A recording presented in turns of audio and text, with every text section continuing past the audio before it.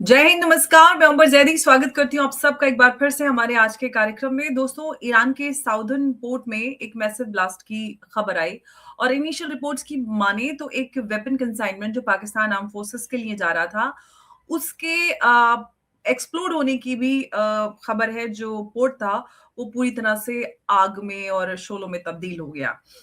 अब इसको समझने की अगर कोशिश करते हैं कि क्या ये एक्सीडेंट था या इसके पीछे कोई बड़ी और इंटरनेशनल कॉन्स्पिरेसी है, और 60,000 जो वेपन्स का सीजर हुआ है, मोसाद ट्रेन टेरर सेल बताया जा रहा है जिसको एक्सपोज किया है ईरान ने।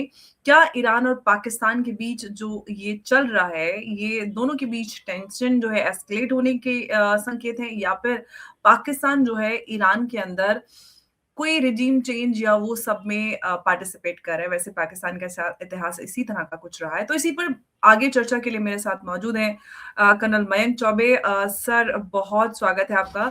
जय हिंद, नमस्कार। जय हिंद अंबर जी, नमस्कार। बहुत बहुत धन्यवाद अपने शो पर इनवाइट करने के लिए।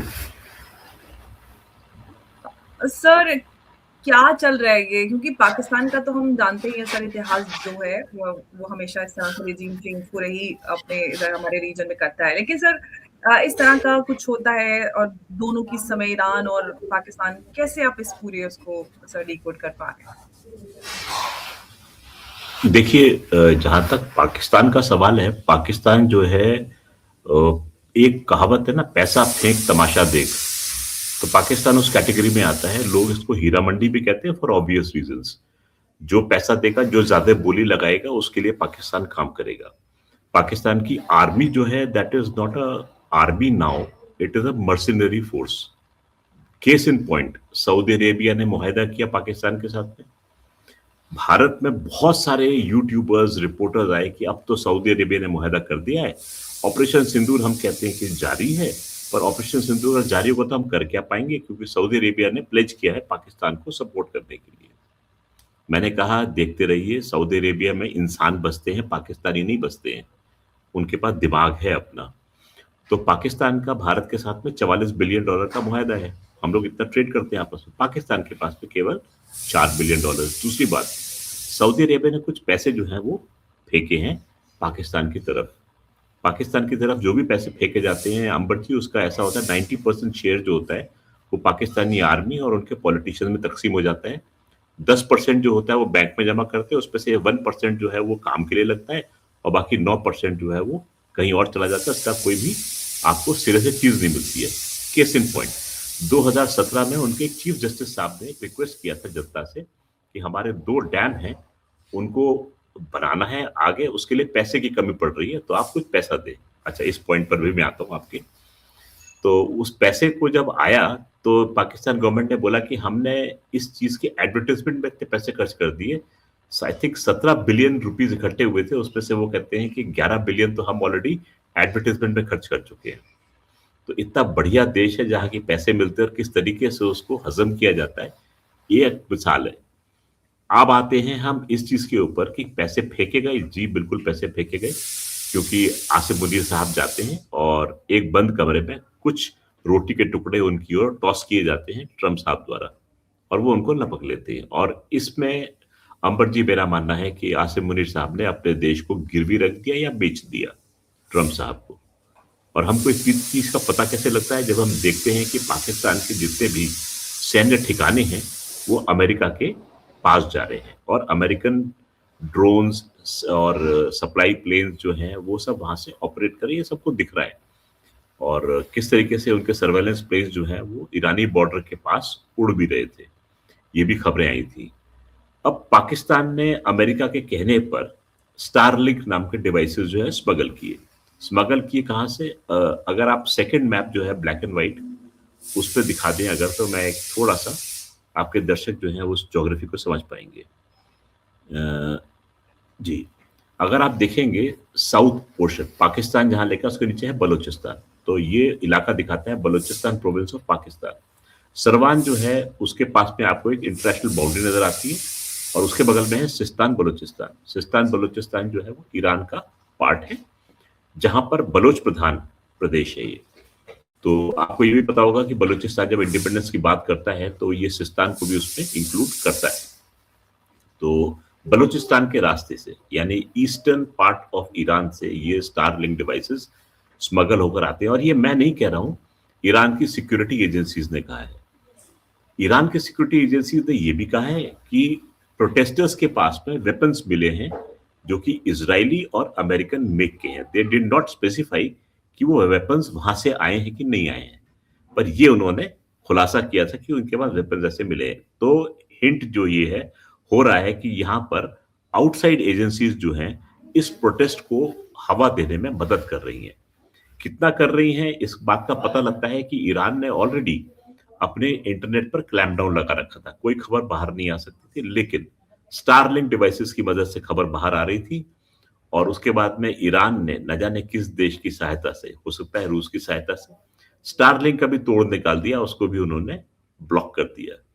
तो इस समय एलोन मस्क आप थोड़े से परेशान जरूर होंगे, जिसको कि वो मार्केट कर रहे थे कि इस डिवाइस को निर्विघ्न रूप से चलाया जा सकता है, ऐसी कोई बात है नहीं, तो ये भी रोक दिया गया। अब ईरान में खबरें जो है छन छन के बाहर आ रही हैं, पूरी खबरें बाहर नहीं आ रही हैं। जो खबरें बाहर आई हैं उन्होंने ये भी बताया है कि हो सकता है इस्फहान प्रोविंस में उनके केमिकल वेपन्स का भी प्रयोग किया गया। ये खबर भी निकल कर आई है। अभी तक ये खबर अपुष्ट है, परंतु ये मानना है कि ऐसी चीजें यहाँ पर संभव हैं, हो सकती हैं। कितनी सच्चाई है ये थोड़ा समय बताएगा, एक बार प्रूफ मिल जाएगा, क्योंकि ये इंफॉर्मेशन खाली सोर्स बेस्ड इंफॉर्मेशन है एज प्रेजेंट। अभी तक इसकी पुख्ता जानकारी नहीं मिली है। दूसरी तरफ से ईरान की रजीम है, उन्होंने ये बोला है कि 60,000 वेपन्स जो है उन्होंने कन्फिस्केट किए हैं। ये खबर जो है ये भी आई है। और सदर ईरान जिसका आपने जिक्र किया, ये वहां से उनको मिले हैं। इंटरेस्टिंगली उसी समय कराची नाम का एक शहर है, पाकिस्तान की फाइनेंशियल कैपिटल है। पाकिस्तान का 60% ट्रेड जो होता है वो कराची पोर्ट से होता है। कराची पोर्ट में अचानक एक कंटेनर था, container was concealed Pakistani forces, और वो आग लग गई उसमें और वो जल गया, और उसका पूरा का पूरा जखीरा जो था वो खत्म हो गया। तो खबर ये मिली है कि ये कंटेनर जो था ये उन वेपन्स और ड्रोन्स को लेकर आया था जो कि इस प्रोटेस्ट को हवा देने के लिए लाए गए थे। तो शक की सुई ये है कि हो सकता है कि ईरानी सीक्रेट सर्विस ने इस बात का पता लगाया और इसको कराची पोर्ट में ही उन्होंने स्वाहा कर दिया, क्योंकि कराची जो है एक ऐसा शहर है जहां पर हर जगह के हर तरह की सीक्रेट सर्विस गनमैन पाए जाते हैं। तो दोनों के बीच में तालमेल है या कहीं इंटरलिंक्ड है, कह नहीं सकते, लेकिन दाल में काला तो जरूर है। और जहां पर देखिए अमर जी, जहां पर धुआं होता है कहीं ना कहीं हो सकता है आग का प्रमाण भी वहीं से मिलता है। तो ये है मोटी मोटी बात जिसमें कहा गया है कि प्रोटेस्ट को बाहर से हवा दी जा रही है, और इसके प्रूफ स्टारलिंक का तो उन्होंने बाकायदा वीडियो भी जारी किया है। उनकी आईबी न्यूज एजेंसी है ईरान की, ऑफिशियली वो वीडियो डाला है। इसमें स्टारलिंक डिवाइसेस को उन्होंने पूरा शो किया है कि यहाँ पर मौजूद है। एक इंडिपेंडेंट सोर्स से केमिकल वेपन्स का पता लगा है कि केमिकल वेपन्स यहाँ से फायर किए जा रहे हैं। अब बड़ी इंटरेस्टिंग चीज चल रही है, ये वॉर जो है ग्राउंड पर प्रोटेस्टर्स और आईआरजीसी के लोगों के बीच में लड़ी जा रही है। नैरेटिव वॉरफेयर जो है वो अलग से चल रही है। तो सच्चाई क्या है? सच्चाई जो है वो कहीं किसी ग्रे में छुपी हुई है, परंतु इतना जरूर है कि ईरान की सिक्योरिटी एजेंसीज के हाथ से सिचुएशन बाहर स्लिप होती दिखाई दे रही है। और इस वजह से शायद ट्रम्प साहब ने वो ट्वीट किया था ट्रूथ सोशल पर कि आप आगे बढ़ो, आप प्रोटेस्ट जारी रखो, इंस्टीट्यूशंस को कब्जे में लो, हम आपके पीछे हैं। उसके बाद में फिर आपको ध्यान होगा कि एक 26 साल के युवक इस्माइल सुलेमानी को बीच बाजार में फांसी दी गई थी, just to make a statement कि जो इस प्रोटेस्ट में मुलव्विस होगा उसके साथ में यही काम किया जाएगा। फिर उन्होंने 800 लोगों को फांसी देने की बात भी की थी, मारने की। ट्रम्प साहब ने फिर ये बोला कि क्योंकि उन्होंने उसको मुलतवी कर दिया इसलिए हम अटैक नहीं कर रहे हैं। यूएस अटैक जो है 800 लोगों की वजह से ऐसी बात नहीं कर रहे हैं। यूएस के पास में हिम्मत नहीं है बॉडी बैग्स को एक्सेप्ट करने की, क्योंकि ईरान जो है वेनेजुएला नहीं है कि आप जाएं केक वॉक, आप उनके राष्ट्रपति को उठा कर ले आए। यहाँ पर ट्रेंड फोर्स है and a very motivated force जो कि इनकी अपनी है, वो लगी हुई है। तो it is not easy to take on Iran, जैसे कि इन्होंने वेनेजुएला के साथ में किया था। आज सुबह एक सोच चल रही थी मेरी कि आखिर अमेरिका जो कर रहा है वो किस कारण से कर रहा है। अंबर जी, एक I am trying to just collate things, और मुझे कुछ एक पैटर्न नजर आ रहा है। और वो पैटर्न ऐसा है कि इस समय अमेरिकन हेजेमनी को दो देश हैं जो कि चैलेंज कर रहे हैं। एक चाइना है, दुनिया को मालूम है, और दूसरे देश के बाशिंदे हम और आप हैं। अमेरिका जो है वो नहीं चाहता कि कोई भी कंट्री उसके बगल में आके खड़ा हो जाए, बिकॉज अमेरिका जो है वो डिक्टेट करने का आदी है। उसको यस मैन चाहिए। भाई, आप अटैक कर दो, यूके बोलता है यस सर, और वो जहाज लेके चढ़ दौड़ता है, सोचता नहीं है। तो उसको चाहिए ऐसे यस मैन। चीन से आपको पता है कि उसके संबंध कैसे हैं। भारत ने उसकी हाँ में हाँ मिलाने से मना कर दिया, तो भारत भी उसकी आंख पे खटक रहा है। अब प्रॉब्लम आती है कि किस तरीके से इन दोनों देशों को हैंडल किया जाए। तो मेरा मानना यह है कि देखिए, वेनेजुएला जो है, वेनेजुएला से केवल मेरे ख्याल से 4% ऑयल की सप्लाई चीन की होती थी। हालांकि 80% of the Venezuelan oil used to go to China, पर चाइना की खपत का केवल 4% जो है वेनेजुएला से आता था। वेनेजुएला के छोड़ के फिर ईरान पे आइए। ईरान से करीब करीब 17% ऑयल जो है वो चीन का जो होता है वो यहां से आता है। तो मोटा मोटा तौर पर आप देखेंगे 20-21% ऑयल जो है इन दो देशों से आता है। किसी कंट्री को अगर आपको घुटनों पे लाना है तो उसकी एनर्जी सप्लाई को बाधित कर दीजिए। तो क्या ये सिचुएशन ऐसी है कि दिखाया जाता है कि भाई वेनेजुएला में डेमोक्रेसी नहीं है, हमें डेमोक्रेसी लानी है। ईरान में जो है लोगों पर जुल्म तशद्दुद हो रहे हैं और हमें यहाँ पर पीस या ऑर्डर लेके आना है मिडल ईस्ट में, इसलिए हम अटैक करेंगे। कारण जो है इसके जरिए ऑयल पे कब्जा करना नहीं है, लेकिन चीन की सप्लाई को बाधित करके चीन को घुटनों पर लेके आना है। चीन जो है वो, आपको ध्यान होगा, रेयर अर्थ एलिमेंट्स 80% इसको परिष्कृत करने का ताकत जो है वो चीन रखता है। दुनिया का 80% रेयर अर्थ एलिमेंट्स को प्यूरिफाई करने का या फिल्टर करने का काम जो है वो चीन के हाथ में है। अमेरिका भी चीन पर डिपेंडेंट है, लेकिन चीन ने क्या किया, उसके पेच कसे और उसकी सप्लाई को रोक दिया। ट्रम्प साहब जो थे उन्होंने नेगोशिएशन किया। आपको ध्यान होगा कोरिया भी गए थे, और कोरिया में शी जिनपिंग के साथ में बैठ के डिस्कशन हुआ था। उस समय छूट मिली थी 1 साल की। मेरा मानना यह है कि ये सिर्फ दिखावा था, ऐसी कोई बात है नहीं, क्योंकि अमेरिका के पास में ऑल्टरनेट सोर्सेज हैं, लेकिन चाइना को चैलेंज करना बहुत जरूरी है। उससे क्या है, ताइवान भी सुरक्षित रह सकता है।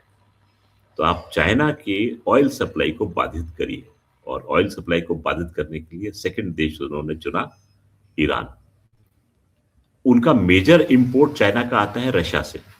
रशिया का वो इस समय कुछ नहीं बिगाड़ सकते, उसको उलझा के रखा है उन्होंने यूक्रेन के साथ में। तो चाइना को अगर आपने खबर देनी है तो इस तरीके से देंगे। भारत के साथ में उन्होंने क्या किया, टैरिफ का खेल खेला। चाइना के साथ टैरिफ का खेल खेला, चाइना उनकी गिरफ्त से बाहर। चाइना ने बोला तुम टैरिफ लगाओ, हम तुमको रेयर अर्थ एलिमेंट्स नहीं देंगे। मानना पड़ा। टैरिफ का जो दबाव है आप देखिए, चाइना पर नहीं है, इंडिया पर ज्यादा है, क्योंकि उसको पता है कि इंडिया उतनी स्ट्रांग इकोनॉमी नहीं है जितनी चाइनीज इकोनॉमी है। तो यहां पर हम आर्म ट्विस्टिंग कर सकते हैं। तो उन्होंने बोल दिया कि अब सैंक्शंस लगे हुए हैं, जो भी कंट्री ईरान के साथ में संबंध रखेगा, ट्रेड करेगा, हम उस पर 25% टैरिफ लाद देंगे। इफेक्ट कौन होता है इसमें? इंडिया इफेक्ट होता है। तो इंडिया को क्या करना पड़ता है? अब India as a country effect नहीं होता, लेकिन इंडिया के जो कंपनीज है, इंडिया के पर्सनल हैं, उन पर आंच आती है। तो गवर्नमेंट अपनी कंपनीज को अपने पर्सनल की रक्षा के लिए उनको बोलती है कि आप थिन आउट हो जाइए वहां से। और हम जो देखते हैं कि एक चाबहार का एक पोर्ट, 2 पोर्ट्स हैं वहां पर, उनमें से एक पोर्ट जो है जिस पे भारत जो है ऑपरेशंस कर रहा था, उसमें से हम थिन आउट करके एक तरीके से विड्रॉल करते हैं। मैं ये नहीं मान रहा हूं कि इसको छोड़कर आए हैं। We have just strategically withdrawn from that port. Why? Because the interest of that company and its personnel was at stake. तो आप एज अ कंट्री तो लोहा ले सकते हैं, लेकिन जहां पर आपके देशवासियों पे आंच आती है, वहां पर आप थोड़ा सा पीछे हटना पसंद करते हैं। अंबर जी, मेरा मानना यह है कि अगर आप तीर चलाते हैं तो तीर को पहले पीछे खींचा जाता है और पीछे खींचने के बाद में उसको रिलीज किया जाता है।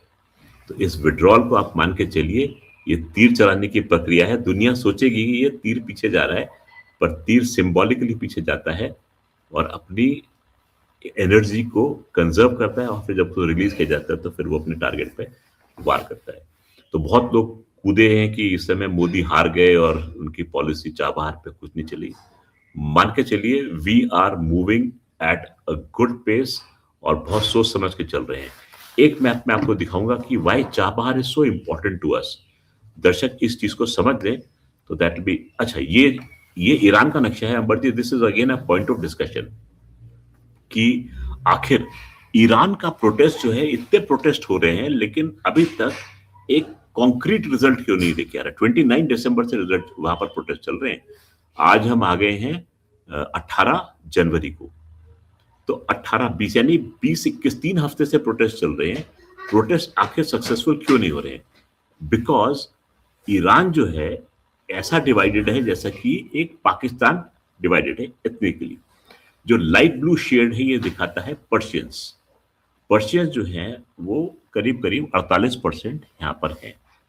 अच्छा, अब पर्शियंस जो है वो तो प्रोटेस्ट कर रहे हैं, लेकिन बाकी लोग इनके प्रोटेस्ट का साथ दे रहे हैं। अब देखते हैं बाकी लोगों का क्या है। तो नीचे दाहिनी तरफ आप देखेंगे ब्राउन कलर का पैच है, ये सिस्तान प्रोविंस है। यहाँ पर बलोच रहते हैं। बलोच जो हैं वो एक इंडिपेंडेंस का ख्वाब देख रहे हैं। They don't want to stay with Iran, they want to go away. ऊपर देखेंगे लेफ्ट साइड में लाल रंग का कलर। लाल रंग जो है वो अजेरी मूल के लोग हैं। अजेरी जो है वो करीब 17% है। अजेरीज ये चाहते हैं कि हमें इंडिपेंडेंस मिले और हम अजरबैजान के साथ जाके मिल जाए। आप लेफ्ट में देखेंगे उसके येलो कलर में कुर्द हैं। कुर्द हैं वो करीब 10% हैं। कुर्द जो है कुर्दिस्तान नाम से एक अलग देश की डिमांड कर रहे हैं। उसके बाद आप नीचे आएंगे तो हरा रंग है। हरा रंग जो अरब्स है। अरब जो है वो 2.5 से 3% है।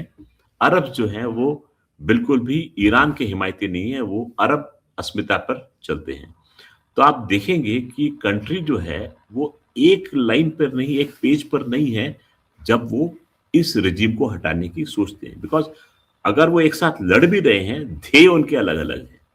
तो इस वजह से ये प्रोटेस्ट जो है ये फुल ब्लोन प्रोटेस्ट नहीं बन पा रहा है। और the most important thing is lack of leadership.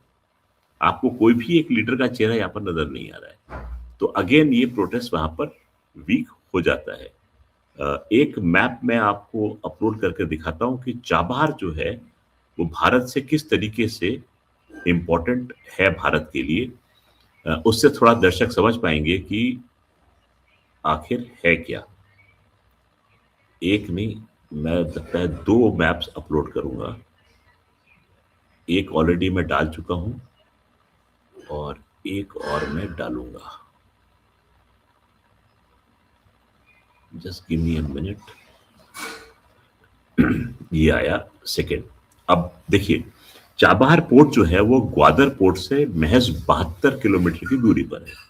Gwadar हमको पता है किस तरीके से बेल्ट एंड रोड इनिशिएटिव के तहत पाकिस्तान में चाइनीज इंटरेस्ट को फर्दर करता है। चाबहार पोर्ट जो है वो हम अधिकतर बोलचाल में लेते हैं कि ये ग्वादर का काउंटर बन रहा है। देखिए, हम किसी का काउंटर नहीं करते, हम अपने इंटरेस्ट को आगे रखते हैं। और हमारा इंटरेस्ट क्या है कि अगर हमें कोई रिलीफ सप्लाई भेजनी है अफगानिस्तान में, तो हम उसको कांडला पोर्ट से रवाना करेंगे शिप के द्वारा। वहां पर जाके वो चाबहार में डाउन उसको डालेंगे और चाबहार से बाय रेल एंड रोड वो जाहिदान जरांज होते हुए वो काबुल तक जाएगा। ये है सप्लाई रूट जो कि अफगानिस्तान के लिए। अदरवाइज ये सप्लाई रूट जो है वो पाकिस्तान के थ्रू होकर जाता है, परंतु पाकिस्तान के साथ हमारे संबंध ऐसे है नहीं कि सप्लाई रूट वहां से होकर जाए। नंबर 2 चीज, आप दूसरा मैप जो मैंने अपलोड किया है वो अगर डालेंगे, ये वाला, ये दिखाता है INSTC, international north south transport corridor. जो ब्लू रंग दिखाता है कि अगर हमें रशिया पहुंचना है तो हमें ये वाला रास्ता इख्तियार करना पड़ता है। अगर INSTC पे चलते हैं तो 7200 किलोमीटर की दूरी तय करके हम सीधा इस रास्ते से रशिया पहुंच सकते हैं। तो आप देखिए दोनों में बहुत फर्क है और इसके लिए Chabahar becomes critical and we are working toward it. आप बेफिक्र रहिए, चाबहार जो है वो फिर वापस उसी रास्ते पर आएगा जहां पर था। ये थोड़े वक्त की बात है। Otherwise we have got alternate routes also available, क्योंकि अभी आपने बात सुनी होगी आईमेक की। आईमेक जो है बाकायदा सऊदी अरेबिया और इसराइल होके जाएगा रास्ता ग्रीस तक। तो ऑल्टरनेट रूट्स जो हैं वो निकालने पड़ेंगे और हम निकाल भी रहे हैं। पर this is what I wanted to bring to the fore कि चाबहार आखिर इतना इंपॉर्टेंट क्यों है हमारे ट्रेड के लिए और हमारी सिक्योरिटी के लिए। जी अपर जी। बहुत बात हो जाती है कि जिस तरह से चीज़ें हमें इनिशियली यहाँ पर डेवलप होती नज़र आ रही हैं, जो पाकिस्तान का ख़ास तौर से रोल है और पाकिस्तान और ईरान के बीच में संबंध बस इसी तरह के रहे हैं ऊँचे-नीचे थोड़े से। तो अभी यहाँ से क्या कुछ हम और ज़्यादा हम पूरे रीजन में और देखेंगे दोनों रिश्ते खराब होंगे, ऐसा कुछ? अंबर जी देखिए, ईरान का वहां पर रहना निहायत जरूरी है। अमेरिकन इंटरेस्ट के लिए एक वीकेंड ईरान जो है, या तो वो ईरान वीक रहे, रिजीम चेंज करना भी वो नहीं चाहते हैं, ये मान के चलिएगा। रिजीम चेंज हो जाएगी तो वहां पर सरकार वो आएगी जो कि हिमायती है यूएस की। अगर वो यूएस की हिमायती सरकार आ गई तो वो मिडिल ईस्ट में एक तरीके से आंसरेबल हो जाएंगे शांति बनाने के लिए। अगर वहां पर वीकेंड गवर्नमेंट रही जो कि अमेरिका की खिलाफ वर्जी करती दिखाई देती है, तो एक डर का माहौल पूरे के पूरे वेस्ट एशिया में बना रहेगा। डर का माहौल जब बना रहेगा तो सारे के सारे कंट्रीज जो हैं वो अपने आप को आर्म करने की सोचेंगे, वेपन्स खरीदेंगे। और वेपन्स खरीदेंगे तो किसका फायदा होगा? वेपन्स बनाने वालों का, वेपन सप्लायर का। और सबसे बड़ा वेपन बनाने वाला वेपन सप्लायर कौन है? यूएसए। तो ईरान का पॉट हमेशा बॉईल करता रहे, ये यूएसए के लिए फायदेमंद है। और यूएसए हम सबको मालूम है कि वहां की आर्म्स लॉबी कितनी स्ट्रांग है। वहां के प्रेसिडेंट जो होते हैं वो एक रबर स्टैंप होते हैं। आर्म्स लॉबी डिक्टेट करती तो प्रेसिडेंट वो बात करते हैं। तो मुझे ये दिखाई दे रहा है कि Iran will remain on a boil. डर बना के रखेंगे, जैसे ईरान का इस समय इसराइल पर डर है। इसराइल जो है इस समय अपनी एंटी एयरक्राफ्ट को एक्टिवेट करके बैठा हुआ है, क्योंकि उनको शक है कि ईरान जो है कोई मिस एडवेंचर करेगा। तो हमें उसके लिए अपना बचाव करना है। अब ईरान को बचाव करना, इसराइल को बचाव करना है, तो अमेरिका के तो फायदा है ही है। बाकी देश जो है वो भी सजग हो रहे हैं, क्योंकि ईरान ने धमकी दी है कि जहां जहां पर अमेरिकन एसेट्स होंगे हम उसको टारगेट बनाएंगे। तो आप देखते रहिए कि ईरान जो है it will always be boiling and American interest will be served. और ऐसे हालात जो है वहां पर लगातार रहेंगे। क्या भला अमेरिका ने जिस देश में टांग अड़ाई है वहां शांति आई है? आपको देश गिना देता हूं। चाहे आप सीरिया ले लीजिए, चाहे इराक ले लीजिए, चाहे लीबिया ले लीजिए, चाहे आप वेनेजुएला ले लीजिए, जहां जहां पर यूएसए गया है वहां पर अफरा तफरी मची है। डेमोक्रेसी नाले के नाम पर केवल आतंकवाद और परेशानियां ही हुई हैं। तो देखते रहिए आप, इस समय ईरान का पॉट विल कीप बॉइलिंग, अशांति बनी रहेगी और American interest will be serve. जी अमर। इंटरेस्टिंग सिचुएशन यहाँ पर बनी हुई है। लेकिन सर सबसे बड़ी बात ये है कि पूरा जो हम ईरान के जो इंटरनल अगर हम उस पे देखते हैं, तो क्या सर ये अब पूरी तरह से इसी तरह से बना रहेगा या आप देखने के कुछ थोड़ी और शांति हमें नज़र आएगी उसमें? मुझे शांति आती हुई दिखती नहीं है। देखिए यहाँ पर एक और बड़ी चीज चल रही है ईरान में, जो कि लोग उसको ऑब्जर्व नहीं कर पा रहे हैं। ईरान हमेशा से एक फिलॉसफी पे चलता है कि हमारी पर्शियन आइडेंटिटी जो है it should not be lost. Egypt को एक क्रिश्चियन कंट्री था, इजिप्ट जो है वो इस्लामिक था। लेबनान जो था वो ईसाई बहुल था, वो भी इस्लामिक बना है। ईरान जो था वो भी इस्लाम को फॉलो करता है। लेकिन बाकी सब देशों को छोड़ के ईरान जो है वो अपनी पर्शियन आइडेंटिटी को रिटेन करना चाहता है। रीजन मैं आपको बताता हूं। If you just go through the Irani symbols, मैं एक बार वो भी अपलोड कर देता हूं। And this I have been saying at many fora कि ईरान के लोग जो हैं वो अपनी पर्शियन आइडेंटिटी को नहीं भूलना चाहते। एक और इंटरेस्टिंग चीज है, वो मैं भी आपसे डिस्कस करूंगा। अगेन हमारे हीरो हैं यूएसए। इसमें मैं कुछ एक चीजें अपलोड करता हूं for the interest of the viewers. ये थोड़ा सा आप समझ पाएंगे कि हो क्या रहा है आखिर वहां पर।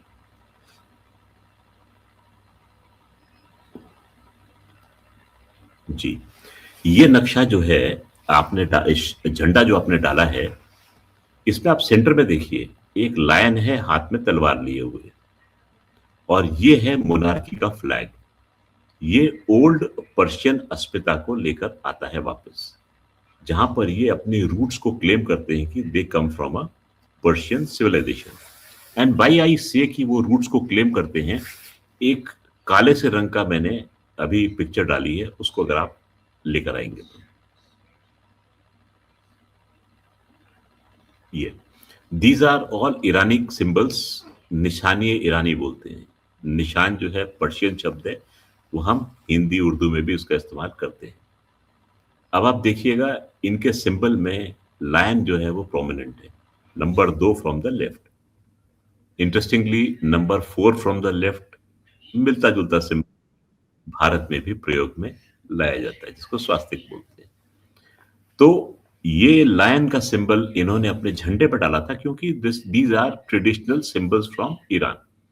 एंड आप जानते हैं कि सिंबल्स और फिगरीज जो हैं वो इस्लाम में वर्जित हैं, लेकिन ईरानी अगर किसी से मिलते हैं, मोमेंटो एक्सचेंज करते हैं, तो दे exchange figurines which come from the Persian civilization. So what is happening is a cultural revolution is taking place in Iran. Systematically mosque जो हैं वो अटैक हो रही हैं, उनको बर्न किया जा रहा है। वहां पर लेडीज जो हैं अपने हिजाब को नकार कर, उनको जलाकर एक तरीके से चिढ़ा रही हैं। इफ यू सी कि वहां से जो वीडियोस आए थे, लेडीज जो हैं वो बड़ा अपने आप को, पिछली बार जब आई थिंक 2022 का था, उसमें लेडीज ने आके डांस करते हुए आती है, हिजाब को लिया और आग में जला दिया। अब एक लेडी की फोटो आती है, कि वीडियो आती है कि वो सिगरेट उसके मुंह में है और वो आग लगाती है अयतुल्ला खमेनाई को, फोटोग्राफ को, उस फोटोग्राफ से अपनी सिगरेट को सुलगाती है, सिगरेट का कष्ट लेती है। ये सब सिंबलिज्म जो है, ये मीन्स अ लॉट। ऐसी चीज अगर पकड़ में आती है तो उस लेडी का बचना नामुमकिन है, लेकिन फिर भी वो ये स्टेप ले रही है। तो ये चीज इस समय मुखर हो चुकी है ईरान की जनता, और वो हटाना चाहती है उस रिजीम को जो कि हार्ड लाइन इस्लामिक फिलॉसफी पर चल रही है। तो मुझे ये एक प्लेन गवर्नमेंट का ओवरथ्रो नहीं दिखाई दे रहा, मुझे एक कल्चरल रेवोल्यूशन इन प्रोग्रेस दिखाई दे रहा है ये। जी अपच जी, और अब देखने वाली बात ये है कि जो कुछ ईरान में हमने एक बार फिर से शुरुआत देखी, हालांकि ईरान का बड़ा लंबा इतिहास रहा है आंदोलनों का। इस बार जो ये अपराइजिंग है, क्या ईरान में कुछ पॉजिटिव बदलाव जो ईरानियन डिमांड कर रहे हैं वो लेकर आ पाती है? नहीं, ये सबसे बड़ा सवाल है। आपने सर कुछ एक और पिक्चर ऐड जी की हाँ, है। एक पिक्चर ऐड किए। इस पिक्चर को मैं आपके दर्शकों के लिए होमवर्क के रूप में छोड़ के जाऊंगा। हम्म 2009 20 जून को एक एनालिसिस पेपर शाया किया है ब्रुकिंग्स इंस्टीट्यूट ने। 170 पेज का डॉक्यूमेंट है, इंटरनेट पर अवेलेबल है। आपके दर्शकों से मेरी दरखास्त है, इस डॉक्यूमेंट को निकाल के एक बार पढ़ लीजिएगा। आपको पता लगेगा कि विच पाथ टू पर्शिया इसका नाम है। It means a lot. और इसमें स्टेजेस दिखाई गई हैं कि रिजीम चेंज अगर होती है ईरान में, उसकी स्टेजेस क्या रहेंगी। तो इस डॉक्यूमेंट के हिसाब से we are sitting at stage 4 of that 4 stages. तो ऐसा नहीं है, not everything is organic, many things are created. क्यों शाह पहलवी अचानक सीन पे आते हैं और क्यों वो अपने आप को ऑफर करते हैं कि मैं इसको लीड करूंगा, बहुत सारी चीजें हैं। Interesting to read. If in case you are a keen observer of geopolitics, this paper will come handy to you. जी अप्पा जी। बिल्कुल। और thank you so much sir, आप इस चर्चा में हमारे साथ जुड़े और आपने सभी पहलुओं को बहुत विस्तार से हमारे दर्शकों के सामने रखा। बहुत धन्यवाद आपका। नमस्कार, जय हिंद, जय भारत। नमस्कार, जय हिंद। धन्यवाद।